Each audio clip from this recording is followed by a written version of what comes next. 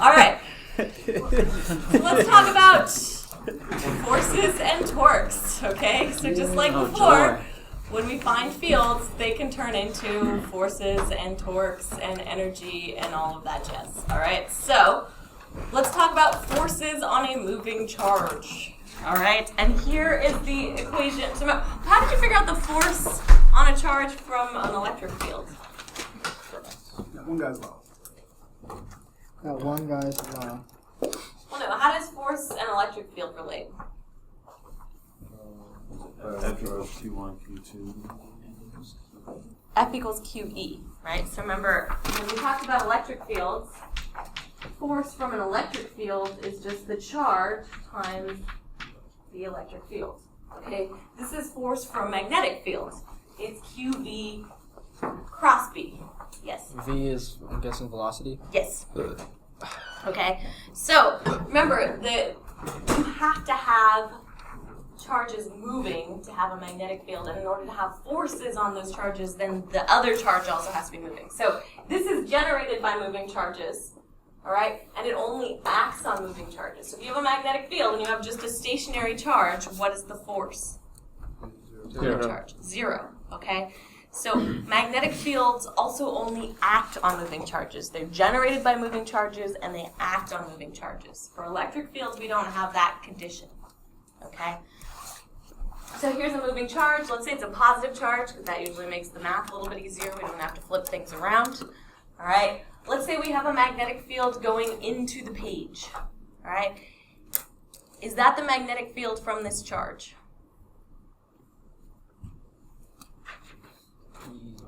No.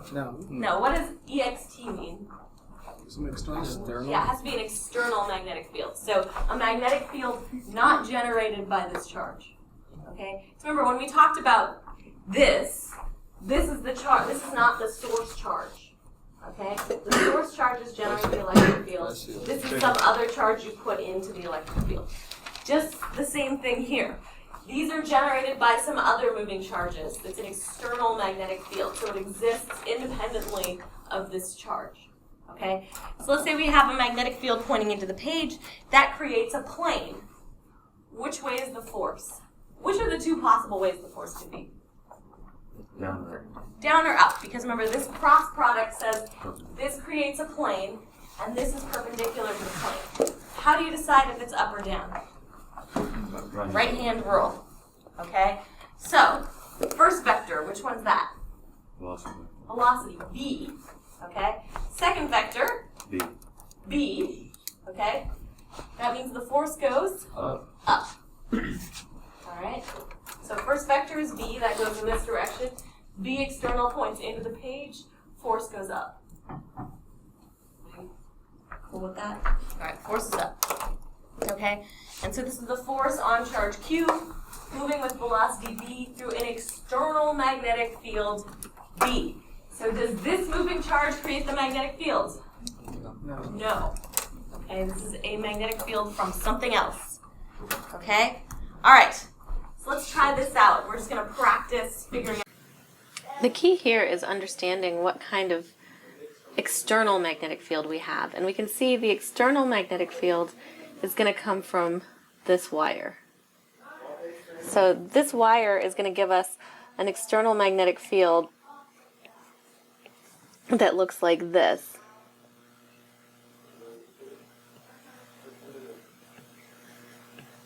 But since we're just looking at this in 2 dimensions, we're going to draw this as an external magnetic field that comes out of the page above the wire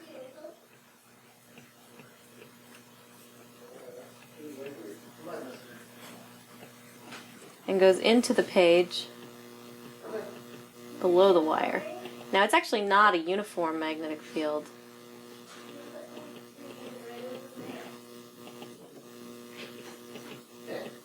It's going to drop off as you get farther away. So we could draw that, we could express that here. And sort of move that up like that. And so that's what our magnetic field looks like. And in order to calculate force, magnetic force equals QV cross B. And this is B external. So B external, that's this thing. So that's this field we just drew. V is going to look like this.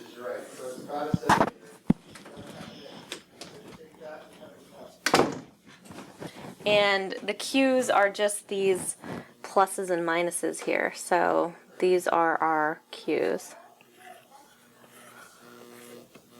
And they change the sign. So we're going to use our right-hand rule. Remember, when you're talking about right-hand rule, it's going to be index finger, middle finger, and then this is thumb. So if your finger, this is a terrible hand, but it looks something like, oh, I'm so sorry. That's terrible. Okay, but let's start with A. So for A, since this is a positive charge, we point our index finger in this direction.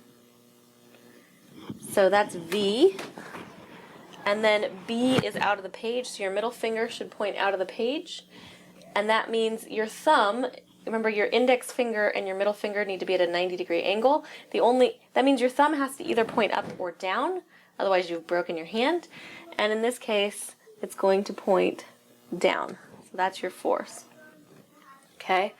B is a little bit different. If you have into the page and then you have this field coming out of the page, those are parallel. And you can see if you have parallel vectors here and it's a cross product, then your F is going to be equal to 0 because your index finger and your middle finger don't form a 90-degree angle, they form a 180-degree angle. All right. C gets a little bit tricky because if you use the right-hand rule, you have to flip the sign because you can see this is a negative sign. So whatever you get for F, you have to flip it over. So either you put your index finger of your right hand down and then you put your middle finger into the page, and that's going to give you a force that goes this way, which is exactly wrong. So you flip it around the other way. Then you get the force this way. Or you can use your left hand, putting your index finger down and then your middle finger out of the page, and that gives you a force in the correct direction. Last but not least, since we once again have this nice positive charge, you put your index finger in this direction, okay, and then your middle finger points out of the page, which means that your thumb is at a right angle here. Okay, so practice these until you get used to them. Once you get the hang of it, it's really not that bad. Remember, for the positive charges, it's pretty much just a standard right-hand rule. With the negative charges, it gets a little bit more complicated. You either need to use your left hand or use the right hand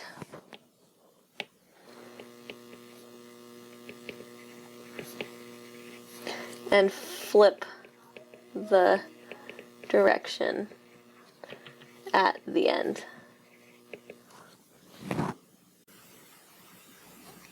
So here we have a long wire with a 10 amp current.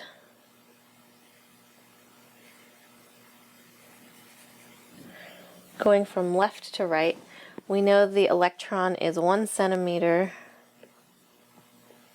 away from the wire, and it's traveling to the right at this speed of 1 times 10 to the 7th meters per second. And we want to know what are the magnitude and direction. So this is both parts of a vector. Magnitude and direction of the magnetic force on the electron. And the electron's sort of a secret indicator because the electron, we know, has a particular charge, which is E, which is 1.6 times 10 to the negative 19 coulombs, and it's negative. Okay, so negative E, negative 1.96. So we're going to start by drawing a picture. Oops.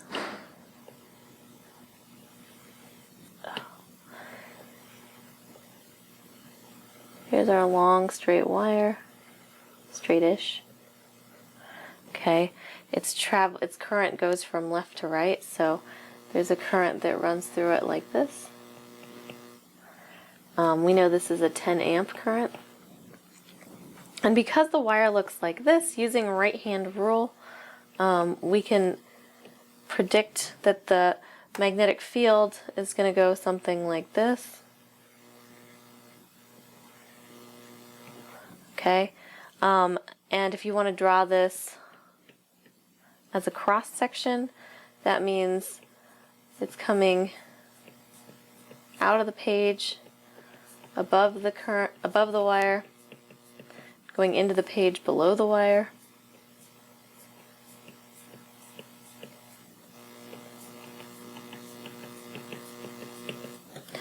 It should get more spread out as it moves away from the wire.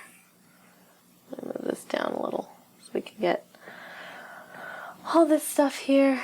So you can see it spreads out a little as it gets farther away. Now we have this electron. The electron is a negative charge. This negative charge is distance. That would be, we're assuming the wire is thinner, but it's just drawn like this for the heck of it. So this is going to be our R. And we know that R is equal to 1.0 centimeters. And we want to calculate the force. Okay? So here's our B. Here's our electron. Oh, and last but not least, this thing is traveling to the right. So that's our V. Our V is equal to 1 times 10 to the 7th meters per second. All right? And we'll just rewrite our current.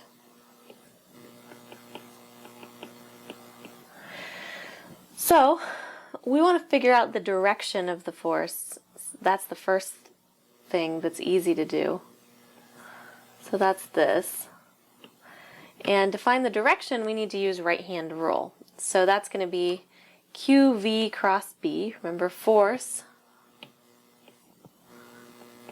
F is equal to QV cross B.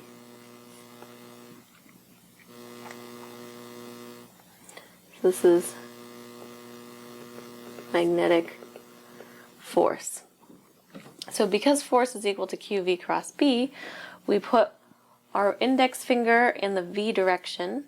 And oh, since this is a negative charge, we might want to use our left-hand rule. So index finger in the B direction, and then our middle finger points out of the page, and that leaves us with a force that points up.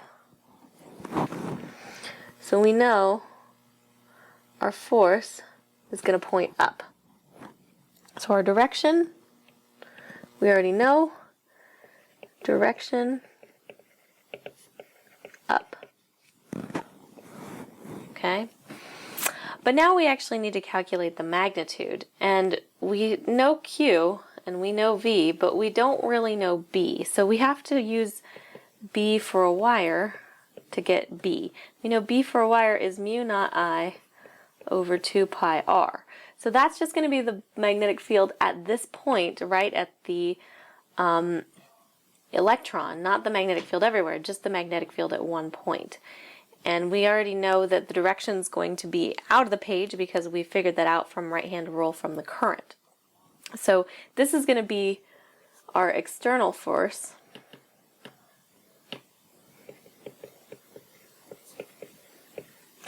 And we'll remember that this is our, this is our B.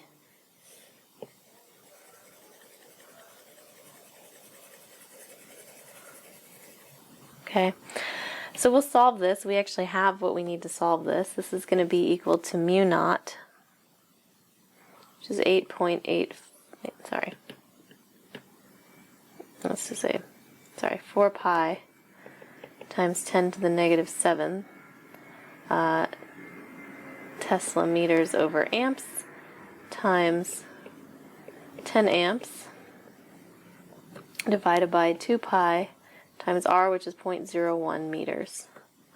And you can see, just looking at this, meters cancels with meters, amps cancels with amps, and we end up with something in Teslas. So this is going to give us 2.0 times 10 to the negative 4 Teslas.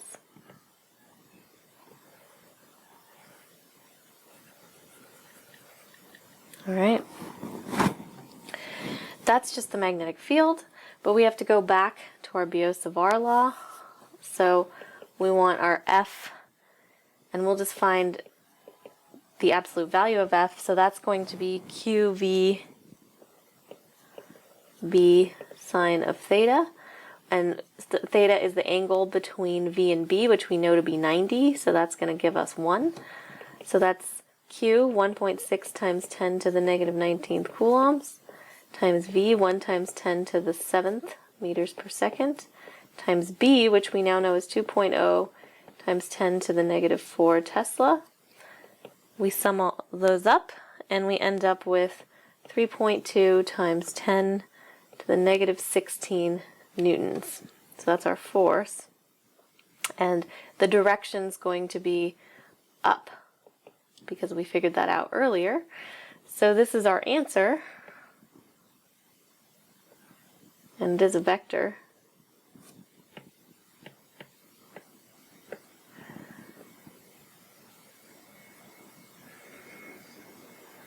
We found the magnitude and the direction, so we've satisfied both criteria.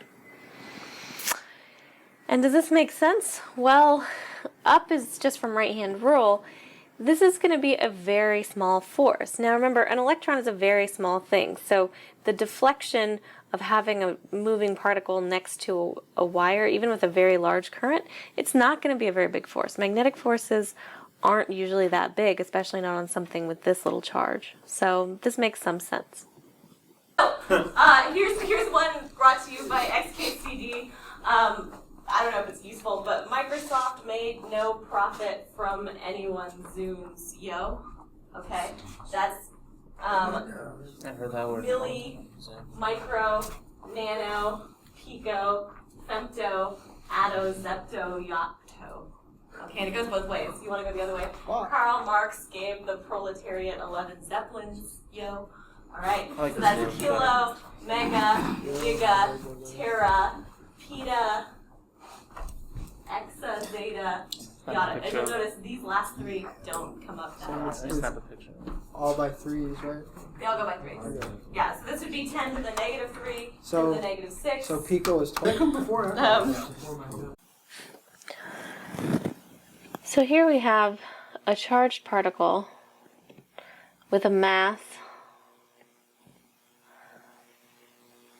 of, it's not a very big mass, traveling horizontally out of the page. So if we want to draw that, oops, we know that our speed, which is this, is going to be out of the page. We want to know what's the minimum magnetic field necessary to prevent this charge from falling due to gravity. So let's say this is our charge.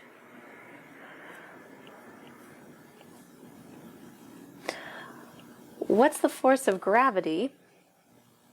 Well, gravity is going to point down. So that's mg. We want to figure out the force that keeps it from falling down. So in order for it to not fall down, which way does the other force have to go? Well, it's probably going to have to go up. So this is going to be your magnetic force. Okay? The minimum force would be, if you sum up these forces in the y direction, you'd get FB minus mg equals 0. If you have a bigger force up here, then this thing's going to start to move upward.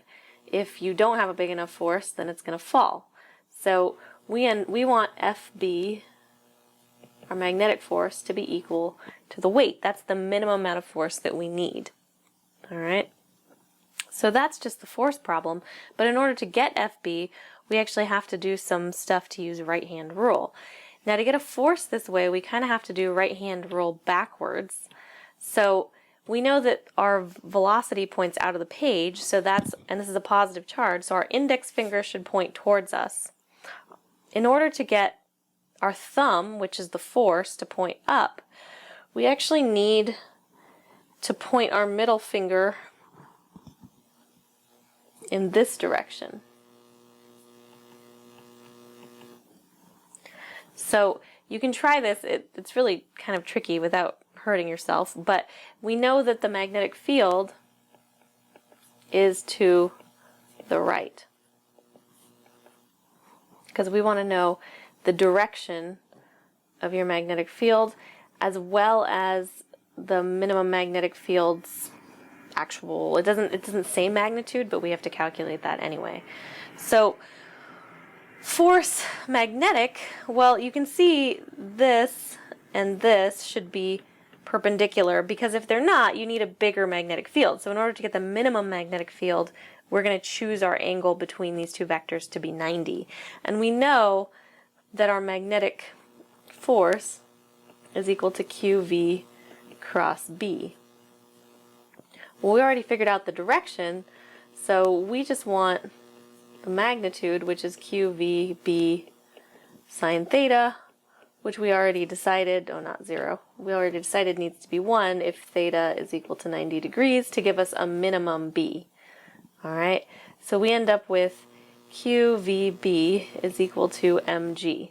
That's just plugging this in over here. So QVB equals mg. That means B is equal to mg over QV. So our mass we were given as 4 times 10 to the 6th. Oh no, sorry. The mass is 3 times 10 to the negative 6 kilograms. G is 9.8 meters per second squared, our old friend. And then Q, that's going to be 5 times 10 to the negative 9 coulombs. Nano is negative 9. And V is going to be 4 times 10 to the 6 meters per second. You plug all this stuff in and you get 1.47 times 10 to the negative 3 Tesla. And that's going to be to the right, if you want to be vectory.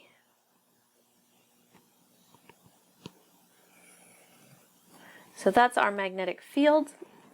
We used right-hand rule and our nice cross product in order to find it, and that's going to be our minimum magnetic field. Anything bigger, and we know our particle goes up. Now, does this make sense? How big is a 1.47 Tesla magnetic field? So what was our scale for magnetic fields? Well, looking back in the slides, the surface of the Earth, just the Earth's magnetic field, is 10 to the negative 5th. This 5 times 10 to the negative 3 is about a refrigerator magnet. So this is like slightly less than a refrigerator magnet.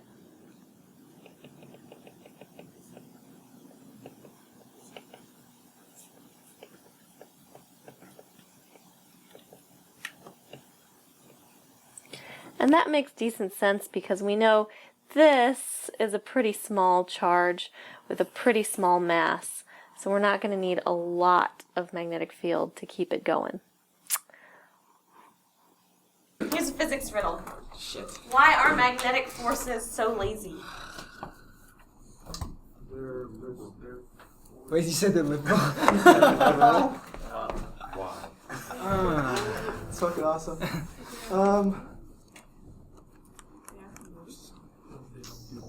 They don't do any work, okay? Because they never do any work. So, look at this. Force and motion, for there to be work, have to be parallel. By definition, the force of a magnetic field cannot be parallel to the displacement, right? It's always going to end up with a force perpendicular to the direction of motion, which means work is always zero for magnetic forces, okay? And so that means we never have work done by a magnetic force, all right? What we do have is something called cyclotron motion. So any charge moving perpendicular to a constant magnetic field, what does it do? Cyclotrons. So think about this, right? If you have a charge moving this way, Sounds like a bad and there's a magnetic field, or Decepticon. right, perpendicular to that charge, what does it do? To the charge? Well, what's the force? The charge move outward? So is it going to move the charge? So let's actually, let me see if I can, yes, it's going to move the charge. It does move, right? It just doesn't do any work. Right, the charge. Doesn't it just like So look at this thing, right? If the magnetic field's this way, then you have a force up. So let's say we took away gravity. Okay, that means it starts moving up. So it turns and it starts to go this way. The magnetic field's still in this direction, still constant. Okay? That means now we're going to have a force going this way. So it just keeps it in place? Yeah, and so the force is always perpendicular to the velocity. When else have we seen that? Uniform circular motion. Okay, if the force is always perpendicular to the velocity, that means it's going to go in a circle. We call this cyclotron motion. Okay? And so, what's our force? magnetic field. QV times B. Cross B. Okay? So if we don't have another force here, we can write this as QVB, that's our force, is equal to, assuming it's perpendicular, okay, which is fine, is equal to mass times acceleration. But what's centripetal acceleration? Oh, Dang. I don't know. isn't it divided by alpha? No, V squared over R. That's what it is. Okay? So these B's are the same, right?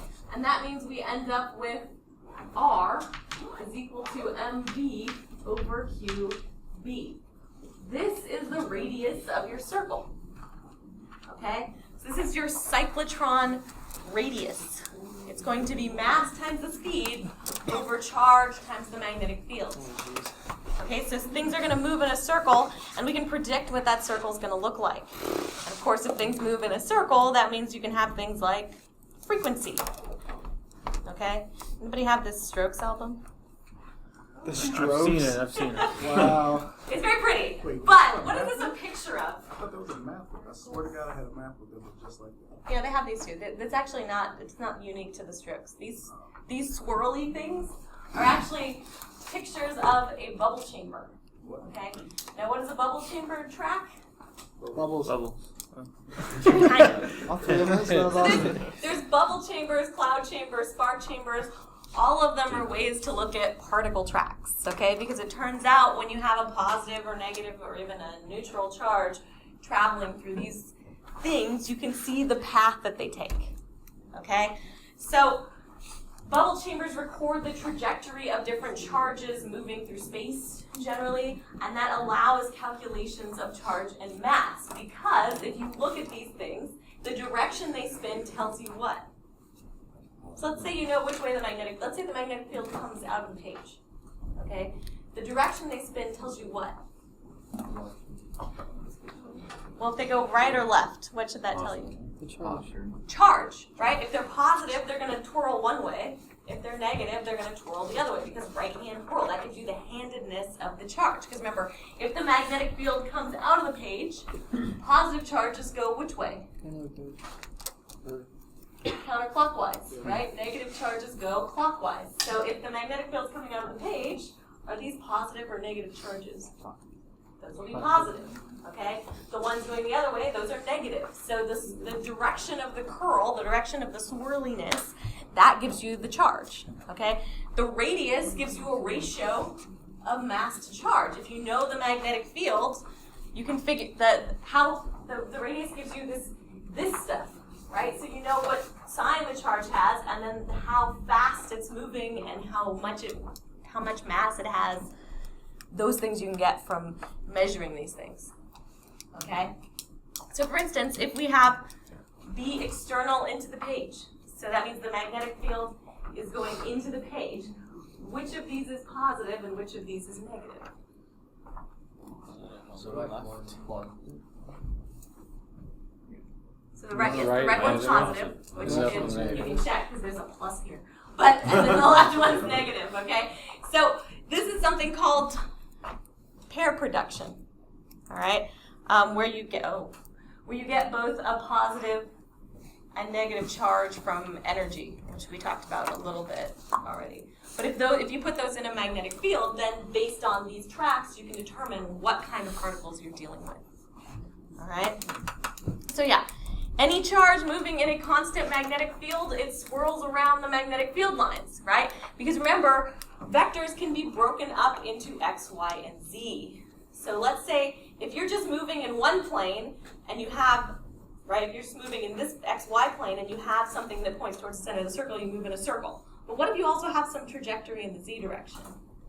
Then you have a spiral, okay? So in one plane, circle. If you have some velocity perpendicular to the circle, now you have a helix, okay? So what's a good example of particles that like to travel and spiral towards a magnetic pole? That sounds like it does. Lasers. Lasers, no. Lasers? It's this, okay? Anybody remember these? I said we would get here, all right? So if you have particles, charged particles, I don't know, maybe coming from the sun, run into a big magnetic field, they spiral towards the poles, which is good because we all don't get irradiated with a bunch of charged particles coming from the sun. We don't lose our atmosphere because all the charged particles get trapped in the Earth's magnetic field and they go towards one pole or the other depending on their charge and their trajectory. And it ends up being, and so when these particles hit our atmosphere, what do? They burn up basically. And when they burn up in the atmosphere, it's pretty and there's singing apparently. But we call this the aurora borealis. Anybody know what the southern one is called? No, Southern. The southern one? Wildfire. What are they called? The aurora something. I don't remember. I said more than that. The other borealis. I gotta look it up. But it's really pretty, and if you haven't had a chance to see it, Yeah, 10 out of 10 would recommend. Google it because it's expensive. Oh, Aurora Australis? Australis. AUSTRA. Yeah, because it's like, you can only see them in like Australia or Antarctica, but more people have been to Australia, generally. I think you can also see them at the tip of South America. But there's a lot less stuff to the It south. says you see them in the Arctic and Antarctic. Yeah. That's the northern. Well, yeah, because north and south pole of the magnet are already known. So, anyway, ending on this note. Yeah. Okay. Whew. All right. Cancer. We all have cancer. That's already happened. Don't worry, you're gonna suffocate first. I don't know if that's a better or worse way to die. All right. Cancer sucks. This is the same thing as QV cross B. I lost it. This is the same thing as QV cross B. Remember we went through the same derivation for the Biot-Savart law. Anytime you have Q and V, you can switch it to I and L. Okay, is the moral of the story. But in this case, this is the length of the wire in the direction and with the direction of the current. Okay, and it's confusing because it's the direction of the current, so you're like, well, why isn't current the vector? And it's because current can't be a vector, guys. Gosh. I don't know why. So, if you want to look at what this looks like, if you have a current going this way, right, you have current, right, your B external is into the page. So, current, B external, wait a minute. Current, B external, and there it goes. B external goes into the page, and that means your force goes this way. Okay, so wires with current in them can experience force if they're in a magnetic field. All right? Okay. So we're going to try to calculate the force on each of these wires. it's two forces. You want the force of I1 on I2, so we'll call that force of 1 on 2, and you also want the force of 2 on 1. And in order to do this, we're going to have to look at this and calculate the magnetic fields for each thing. Now, this gets complicated because you can see each of these wires generates its own magnetic field. So because it's a wire moving to the right, current 1 is going to generate a field that goes out of the page above the wire and into the page below the wire. So we're just going to draw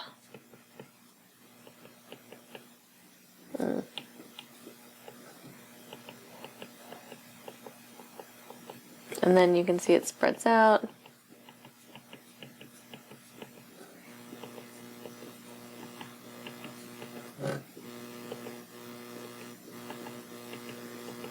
And above the wire, it looks more like this. And then it spreads out. And so on. When we look at the other wire, it has a field that looks like this above the wire, and this below the wire. Now this is starting to look complicated, but it's not too bad, because what we need to know is what the field looks like from the other wire at the second wire. So in order to calculate F1 on 2, so that's F1 on 2, that's our force.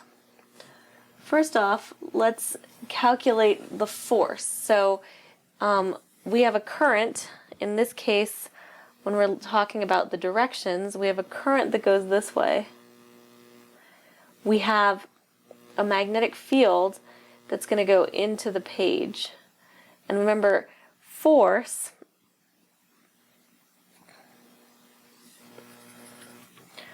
when it's a vector is equal to IL cross B external. All right? And, well, actually it's L that has the vector, but it goes in the same direction as I. So when we're looking at this, this is going to have to be the current. So this is the force of 1 on 2. The current is going to contribute to this magnetic field. So this is going to be B1. And this current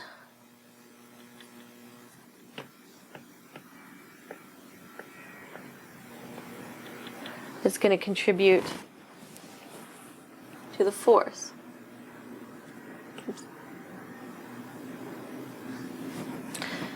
So force of current 1 on current 2, this is current 2, this is the magnetic field from current 1.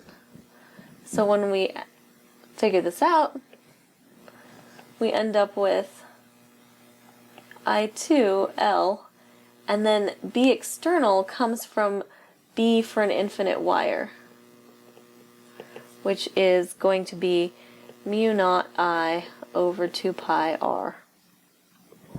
In this case, this becomes mu naught I 1 over 2 pi r, where r is going to be the distance between the two wires, so r is going to always be 5 centimeters. So we can rearrange this, and we end up with mu naught L I1 I2 over 2 pi r. Or you can plug this in. This becomes 4 pi times 10 to the negative 7th Tesla meter over amps. times 2 meters, that's the length of the wire, times 3 amps times 4 amps divided by 2 pi times 0.05 meters, which is going to give you 9.6 times 10 to the negative fifth. Now what direction is that going to be? Well, using right hand rule, it's this and this. So I cross B, so you have current going to the right, B going into the page. That means our magnetic force is going to be up. So this is going to be our F1 on 2. That's 1 on 2.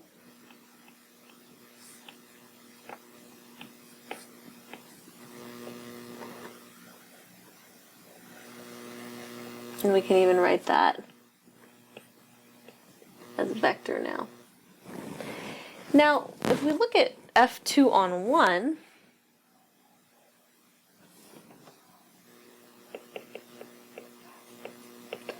it's not going to be too much different. So you still have I1, L, B2, where this is going to end up being I1, L, mu naught I2 over 2 pi r. But you can see when you plug all this stuff in, you get mu naught L I1 I2 over 2 pi r, which is the same as what we got here. And this makes sense. This is an action-reaction pair. So the magnitude for F2 on 1 should be the same, 9.6 times 10 to the negative fifth. Oh, that's going to be in newtons. But which way is it going to go? Well, in this case, we have a current that goes this way. We have a magnetic field that goes into the page. And so if we use right-hand rule, we can see I cross into the page gives us a force that points down.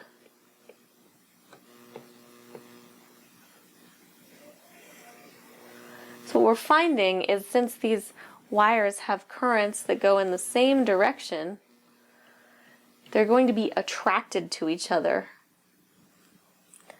Now you can guess by thinking about this that if they went the opposite directions, they would be repelled, and this leads to some fun implications for later.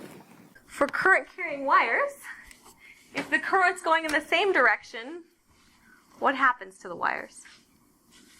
What's going on between these two wires? Yeah, they're attracted to each other, right? If the current goes in the same direction, the wires should be attracted to each other. All right, what do you think happens if the current's going in opposite directions? They will be repelled. So currents in the opposite direction are repelled. So for parallel wires, you can actually just write this formula down that we basically derived. Okay, this is the formula for parallel wires. Okay, anytime you have two wires going next to each other, they're about the same length, you can use this formula. All right. Okay, so here's a question. And then you just have to remember the direction.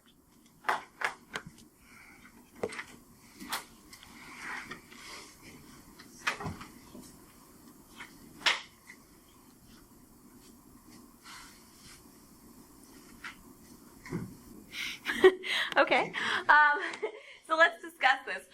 If you just pick two wires, right, on the slinky, are the currents going in the same direction or opposite directions? Same direction. Right, so the closest wires to each other, like each little swirl of the slinky, right, they should all go in the same direction together. If you have parallel wires with the current moving in the same direction, what happens to them? They attract. They attract. So it's So that means it's going to smush back together. Okay, so it's compressed. Yeah, I know we curled the wires, that's trickier, but they should still be acting like parallel wires. Okay. All right. So let's talk about forces and torques on current loops, because often we're dealing with loops of current. Because why? This is fun. circuits, right? Usually to get current, you need some sort of loop. So, let's say we put a magnetic field through a loop of current, okay? What's the force going to be on each side of this loop? Let's say it's a square, okay? So we have current going this way, we have magnetic field going this way. Which way does the force go here? This way, okay? Over here, you get just the opposite, right? You'll get a force going this way, all right?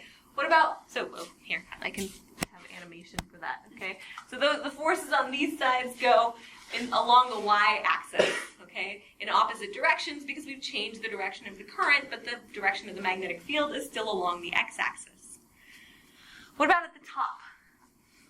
So you have I, right? You have B coming this way. So you're going to have a force that goes up, okay? Force that goes up in the z direction. At the bottom, you could expect the opposite one because the currents change direction. And you'll have a force that goes down, all right?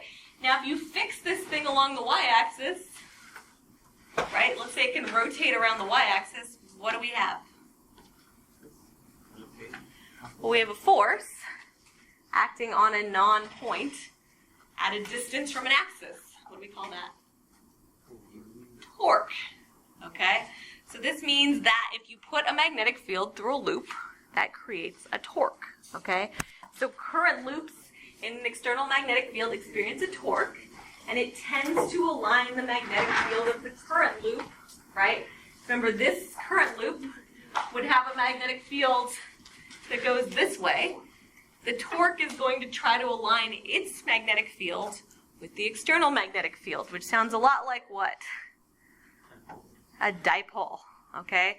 Because remember, current loops act like permanent magnets, which act like dipoles, okay? So this is just restating the same thing, but using a lot more math, all right? So for instance, you could do the same thing with something like this. If you have a magnetic field going in this direction, right? You just say current goes this way, magnetic field goes this way, this one's going to have a force pointing out, okay? Current goes this way, magnetic field goes this way, where's the force on this one? No force. Why? These are parallel, okay? This should have a force going in, this should have no force, okay? That means you're going to have a torque. If you fix something along this axis, or if you just have it free to rotate, this thing is going to rotate until it aligns with the magnetic field, all right? If you want to look at it from the side, it looks something like this. Okay, it's just a different way of looking at it. So if you have a current loop in a magnetic field, so what is this? This is a slice of your current loop, okay? You have something coming out of the page, going into the page, and circling behind the page. So you have a loop of current going like this. What's this? What kind of vector is it? Area vector, yes? So if this is a loop of current, there's an area created by the loop. Let's say it's a circle. You have a nice circle like this. Your area vector points perpendicular to your surface, just like when we did Gauss's law, okay? If you put this thing in a magnetic field, you'll end up with forces that look like this, which means you'll have torque that will tend to orient this thing, right? And the reason we picked this direction of area, it's perpendicular, but it's also the way the magnetic field points. So it's going to tend to rotate this thing this way. This looks just like what we talked about with dipoles, okay? So our loop's going to go this way, but our magnetic fields should both be pointed this way because the right-hand rule tells us this is the magnetic field of the loop, okay? So this gives us something called a magnetic moment, okay? Magnetic moment is confusingly written as mu because, remember, we have mu naught, and that's a constant, but this is not, and it's current times the area vector, okay? So current, and then if you think of this as a surface, there's your area vector, okay? So it's parallel to you. If you have something like a rectangle, it works too, okay? So that means mu points in the direction of your magnetic field of that loop, and so it would tend to align. Torque is mu cross B, Okay, so your magnetic moment as a cross product of your magnetic field. Here's theta, and what's going to happen is this, you can represent the loop as just the magnetic moment, and it should align itself to the field. And once again, the energy, right, your potential energy is going to look like this. It's just the dot product. So remember, torque comes from the cross product, the energy comes from the dot product, and this is negative mu b, which means that would be your minimum torque, your minimum energy, which is good. That's where things want to be. Your maximum energy is going to be over here. And this is just 0, but it's just in the middle. Because remember, the only thing we care about is difference in energy. Okay? We can go through the whole derivation of this, but we're not. Okay, so here's a problem. Try it on your own first, and then we'll discuss it.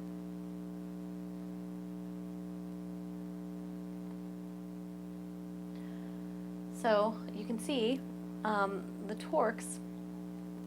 There's not going to be a lot of torque for this first one because it's already lined up with the magnetic field. You can see you have this out of the page into the page current loop, looks like this, and so it's going to have a magnetic field pointing this way, and so the forces are already lined up with the field, and you don't have anything happening.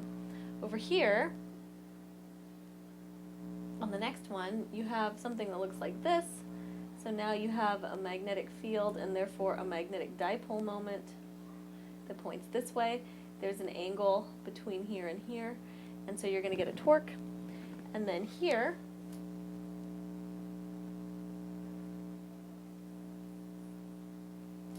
you have your magnetic field pointing this way, which means that that's the direction of your magnetic dipole moment, which is an angle of 90 degrees. So this is going to be your maximum torque.